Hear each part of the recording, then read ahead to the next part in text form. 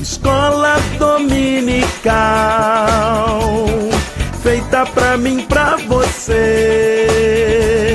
Espaço pra crescer e a Bíblia conhecer, sempre junto com você.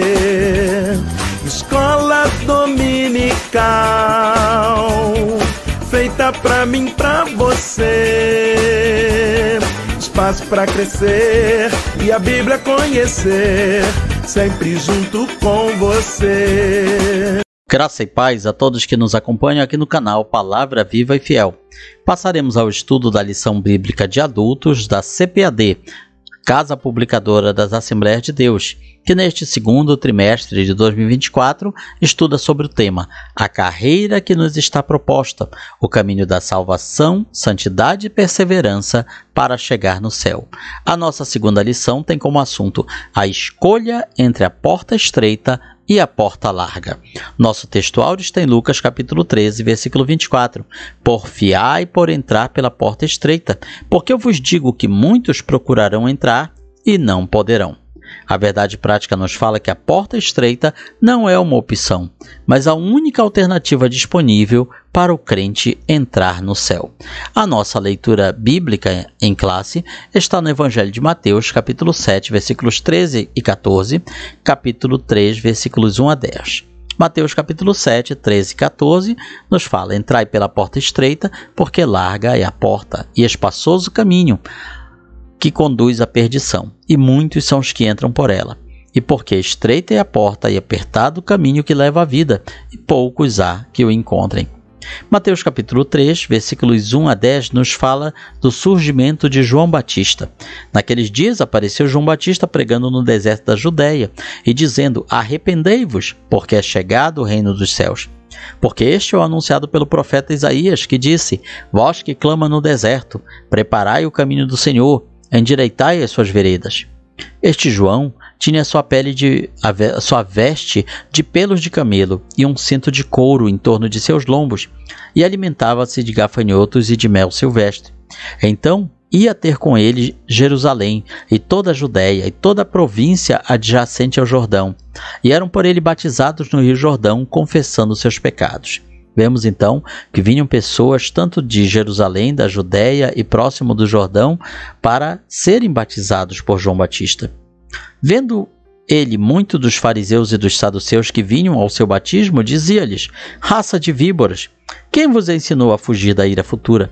Produzi, pois, frutos dignos de arrependimento, e não presumais de vós mesmos, dizendo: temos por pai Abraão, porque eu vos digo que mesmo dessas pedras Deus pode suscitar, ou seja, levantar filhos a Abraão. E também agora está posto o machado à raiz das árvores. Toda árvore, pois, que não produz bom fruto, é cortada e lançada no fogo. Vemos então que a mensagem de João Batista não era muito agradável de se ouvir. Não era uma mensagem de milagres, de cura, de libertação, de prosperidade, mas de arrependimento. O mundo que nos cerca precisa desta mensagem nos dias de hoje, e que cada um de nós possa ser um canal de Deus para trazer essa mensagem às pessoas. A introdução do nosso comentário nos fala que nesta lição estudaremos o símbolo da porta estreita e da larga, do caminho apertado e do espaçoso. Nosso propósito é pontuar algumas razões que nos mostram por que devemos escolher a porta estreita e, do ponto de vista bíblico, como entrar pelo caminho apertado. Nesse sentido, veremos que o início da nossa jornada deve levar em conta o caminho que nos conduz ao céu. Antes de prosseguirmos, lembre-se de deixar o seu like, o seu curtir neste vídeo. Também lembre-se de compartilhar com seus amigos, parentes, irmãos em Cristo a ministração desta palavra. Semeie a boa palavra, a boa semente aos corações. O primeiro tópico nos fala sobre portas e caminhos. Primeiro, a porta estreita. A ideia de uma porta estreita como caminho para a vida está presente tanto na literatura judaica quanto na cristã. Por exemplo, já no Antigo Testamento, em Provérbios 15, 24, encontramos essa concepção de uma porta para o caminho que leva ao céu.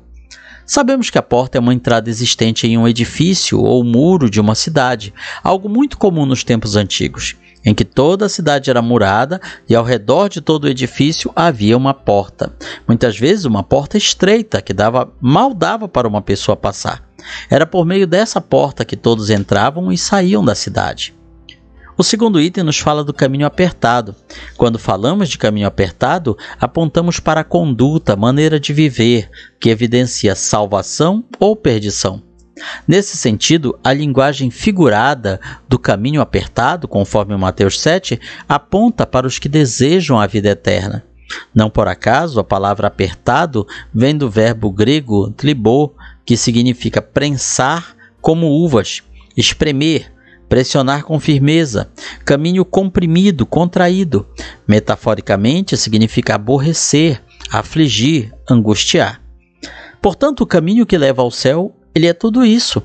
Não é um caminho fácil. É um caminho aborrecido, é um caminho com aflições e angústias. É um caminho que nos comprime, que nos aperta. É um caminho em que temos que nos espremer para passar por ele. Podemos imaginar como se fosse uma estreita fenda entre rochas, em que temos que passar de lado com muita dificuldade para podermos atravessar. Esse é o caminho que leva ao céu. É por isso que muitos rejeitam este caminho, porque é um caminho que nem todos podem andar. É um caminho que nem todos conseguem palmilhar. Assim, o caminho apertado é o que nos leva a praticar os ensinamentos de Jesus de modo bem concreto. Amar os inimigos, não praticar a hipocrisia, acumular tesouros no céu, dentre outros princípios celestiais ensinados no Sermão do Monte. É tudo muito bonito no palavreado, mas na prática é muito difícil de ser feito. Por isso é um caminho estreito. E a porta larga e o caminho espaçoso? Simbolizam uma vida sem compromisso com Cristo, segundo o padrão do mundo. O mundo que nos cerca, ele oferece às pessoas: faça como quiser, Deus se agrada do jeito que você fizer, venha como está e fique da maneira que quiser. Esse é o caminho espaçoso, essa é a porta larga. Essa porta recebe muitas pessoas que expressam crenças e valores segundo a sua vã maneira de viver, ou seja, com aquilo que aprenderam ao longo de sua vida, mas que não faz parte dos princípios cristãos.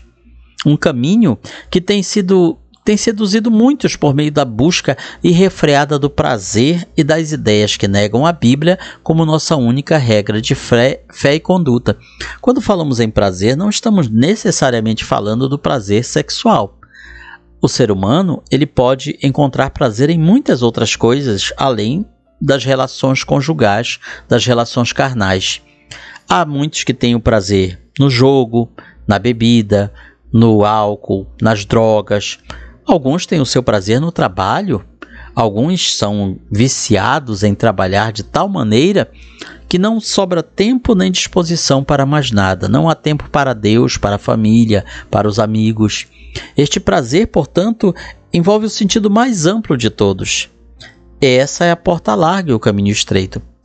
É uma porta em um caminho em que entram pessoas que vivem segundo suas próprias ideias e que não desejam ajustar-se aos ensinos das Escrituras Sagradas. É por isso que muitos rejeitam a Bíblia como um livro antiquado, um livro, digamos assim, opressor. Opressor porque acaba cortando a felicidade de algumas pessoas.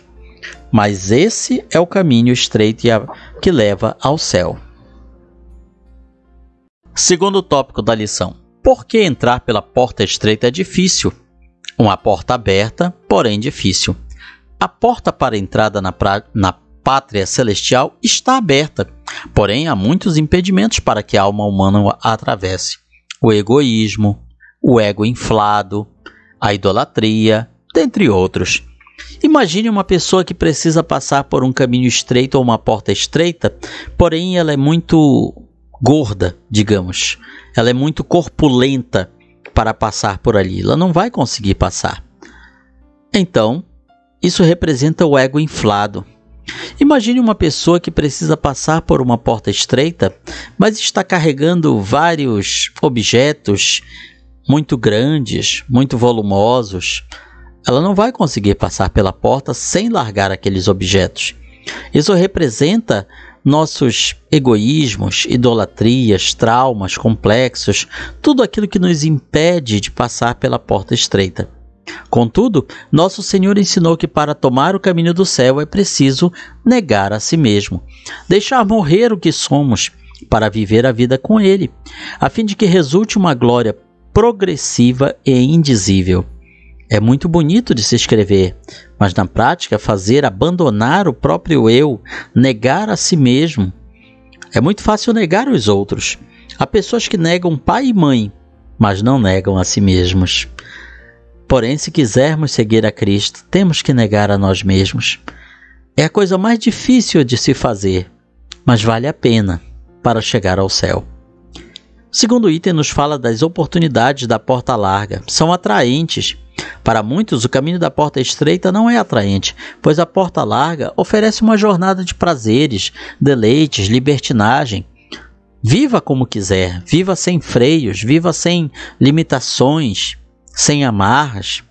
Entretanto, os que andam nesse caminho são dominados pelas ilusões da vida, enredando-se, ou seja, se enrolando, se prendendo numa sedutora fantasia. É um caminho de apego prazeroso ao mundo e de desprezo a Deus. Tragicamente, todos os que amam o mundo não terão direito a entrar nos céus. Por isso, o cristão comprometido com o Evangelho de Cristo sabe que o mundo passa e a sua concupiscência, ou seja, os seus desejos, os desejos do mundo passam, mas aquele que faz a vontade de Deus permanece para sempre. Terceiro item nos fala das razões das exigências. Diferentemente da porta larga e do caminho espaçoso, a porta estreita e o caminho apertado requerem uma transformação interior, uma decisão pessoal e uma disposição em seguir na contramão da maioria. Só começa a trilhar pelo caminho da porta estreita quem se reconhece em Cristo como um pecador. E isso não é fácil de ser feito. Somente pela ação do Espírito Santo a pessoa pode se convencer de que ela é um pecador e que ela precisa de salvação. Para isso também é necessário querer uma nova vida, viver uma vida dirigida por Ele como um novo começo. Há muitos que, ao gastarem parte da sua vida, das suas oportunidades, chegarem no fundo do poço, querem de Deus uma nova oportunidade e às vezes Deus os concede. Mas eles querem uma nova oportunidade para viverem segundo seus próprios interesses e vontades, não segundo a vontade de Deus. Mas a partir do momento que a pessoa se reconhece como um pecador e quer viver uma vida melhor, uma vida agora dirigida por Deus, a partir dessa jornada o Evangelho nos faz caminhar em santidade, nos faz seguir os passos de Cristo, nos faz andar como Ele andou. Então estaremos prontos para criar raízes e enfrentar os obstáculos de nossa jornada cristã. Esse é o ponto inicial da caminhada. A salvação ela é mostrada como um processo, um caminho. Não é simplesmente dizer, estou salvo, para sempre salvo. Se não sairmos do caminho, se não pararmos de passar pela porta, seremos salvos. Estamos salvos, somos salvos e seremos salvos. Mas se desistirmos, perderemos a salvação que iniciamos. Vamos ao terceiro tópico, entrando pela porta e pelo caminho do céu. Primeiro, o arrependimento de pecados. Por meio das palavras do arauto divino, João Batista, a mensagem pregada por ele para entrar no reino de Deus é o arrependimento. João é uma voz que ecoa entre a antiga e a nova alianças, confirmando as palavras dos profetas do Antigo Testamento, pois sua mensagem de arrependimento era a mesma pregada por Isaías e Jeremias. Por essa razão, é importante ponderar que o arrependimento bíblico não é uma questão meramente emocional, mas sim uma disposição para mudar de ideia, um exercício que envolve o aspecto mental e moral do pecador. Por meio da pregação e da aceitação do Evangelho, mediante a ação regeneradora do Espírito Santo, o pecador renuncia ao pecado, reorienta a sua vida e firma uma resolução de deixar o caminho espaçoso para tomar o caminho que conduz à vida eterna. O segundo item nos fala de confissão de pecados. O ministério de João Batista foi impactante, de modo que iam ter com ele toda a Judéia e a província do Jordão. Os que iam até João confessavam seus pecados para serem batizados. É interessante notar o local em que João ministrava: Rio Jordão, na região da Judéia. A Palestina dos tempos de Jesus, o Israel daquela época, era composto de várias regiões. Jesus vivia na Galileia, uma região onde havia muita mistura de pessoas. Nem todos ali eram judeus raiz, digamos assim. Havia uma grande mistura de pessoas na região da Galileia. A Judéia, por outro lado, era onde ficava a capital, Jerusalém, e onde ficava o templo, a sede política e religiosa daquela nação. Portanto, a Judéia era a religião mais religiosa de todas, e é justamente ali que surge João Batista. Parece algo estranho. Não seria o normal João Batista surgir na Galileia, ou em Decápolis, ou em alguma das outras regiões mais, entre aspas, corrompidas da terra de Israel? Porque justamente próximo da região da Judéia? Porque justamente uma das áreas mais religiosas.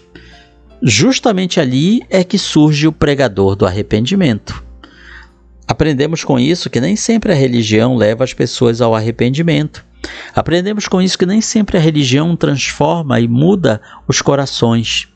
Por isso, os que mais necessitavam de arrependimento eram os que viviam naquela região religiosa. Os que iam até João confessavam seus pecados para serem batizados. Ora, a Bíblia diz que todos pecaram e separados estão da glória de Deus. Sem que o homem reconheça que é pecador, jamais compreenderá que precisa de um Salvador. É interessante notar que não encontramos no Antigo Testamento registro de batismo nas águas como uma forma de arrependimento. O padrão era que a pessoa que pecasse fosse até o templo em Jerusalém, levasse um animal, um cordeiro, pombo, um boi, algum animal dos estabelecidos pela lei de Moisés, ali oferecesse em sacrifício pelos seus pecados. Não encontramos a figura do batismo nas águas como uma forma de arrependimento. Portanto, esse tipo de situação já prefigurava a mudança da antiga para a nova aliança. Sem que o homem reconheça que é pecador, jamais compreenderá que precisa de um Salvador. Nesse aspecto, a confissão pessoal dos pecados é uma perspectiva nova que aparece com o ministério de João Batista. Afinal de contas, no judaísmo tradicional da época e até no atual, a pessoa pode até reconhecer que pecou, que errou, mas ela não tem a ideia, a noção de um Salvador que perdoe seus pecados. No judaísmo tradicional, a pessoa deve, através de penitências e boas obras, purgar os seus pecados com Deus. Ou seja, a pessoa teria que fazer uma espécie de compensação entre a sua má ação e as suas boas ações. Mas aí é que está o problema. A Bíblia não declara qual seria a quantidade ou tipo de boas ações que precisaremos fazer para compensar alguma das más ações. Não existe esta tabela de compensação, o que dá a entender que nada do que fizermos é suficiente para pagar aquilo que erramos. Somente Deus, com seu perdão, é que pode realmente nos transformar. Nesse aspecto, a confissão pessoal dos pecados é uma perspectiva nova que aparece com o ministério de João Batista, como já falamos. Em Israel, a confissão era nacional. Acontecia em um só dia do ano, o dia da expiação, o Yom Kippur, que encontramos em Números capítulo 5 e também em Levítico 16. Porém, aqui não se trata de um Yom Kippur, não se trata de um dia da expiação. Por meio do modelo de vida de João Batista, a confissão dos pecados passou a fazer parte da tradição cristã. Desse modo, a pessoa confessa os seus pecados e afirma que crê em Deus, poderoso e salvador. Assim, quando o homem reconhece em confissão que é um pecador, ele recebe o perdão de seus pecados. O terceiro item nos fala sobre produzir frutos dignos de arrependimento. Para João Batista, o batismo e a confissão somente não seriam as provas verdadeiras da mudança de vida. Era preciso apresentar frutos, resultados na vida como a marca de um arrependimento sincero. Em Lucas, podemos contemplar frutos concretos que João Batista esperava de quem se arrependesse: honestidade, misericórdia, respeito às autoridades dentre outros. É o que encontramos nas respostas de João Batista às pessoas que vinham lhe perguntar o que devemos fazer, como lemos em Lucas capítulo 3, versículos 11 a 14. Aos soldados, sim, até soldados romanos, vinham procurá-lo e perguntavam o que devemos fazer, e ele lhes respondia. Cobradores de impostos vinham até João, o que devemos fazer? E ele respondia. Então todos tinham frutos concretos, mudanças de vida que deveriam apresentar, para que pudessem realmente mostrar que estavam arrependidos. Isso era a prova de que a natureza da pessoa havia sido verdadeiramente transformada. Portanto, uma pessoa que teve um encontro verdadeiro com Jesus produzirá frutos dignos de arrependimento, uma nova forma de pensar e agir, um novo estilo de vida. Por isso que não podemos aceitar ou transigir com tantas celebridades, pessoas famosas, artistas, autoridades, que dizem ter se convertido a Jesus, mas na sua vida os frutos dignos de arrependimento não são mostrados. Vamos à conclusão do comentário. No momento que inicia sua jornada com Cristo, o cristão deve ter a consciência de que escolheu o caminho estreito e a porta apertada para trilhar o caminho do céu. Isso significa que precisamos renunciar ao eu, aos nossos pensamentos e desejos, para que Cristo apareça. Isso só é possível por meio de um verdadeiro arrependimento, confissão de pecados e a experiência do perdão. Aqui está, portanto, um resumo da nossa segunda lição da CPAD desse trimestre, e na sua escola dominical você vai aprender muito mais. Comente, curta, compartilhe este vídeo. Se assim desejar abençoar o nosso ministério, o Pix está na descrição do vídeo. Vamos espalhar a boa semente aos corações. Que Deus nos abençoe.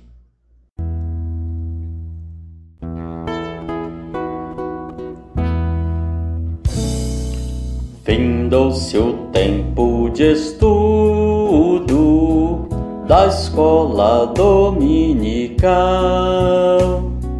Boa lição aprendemos do nosso Pai Celestial.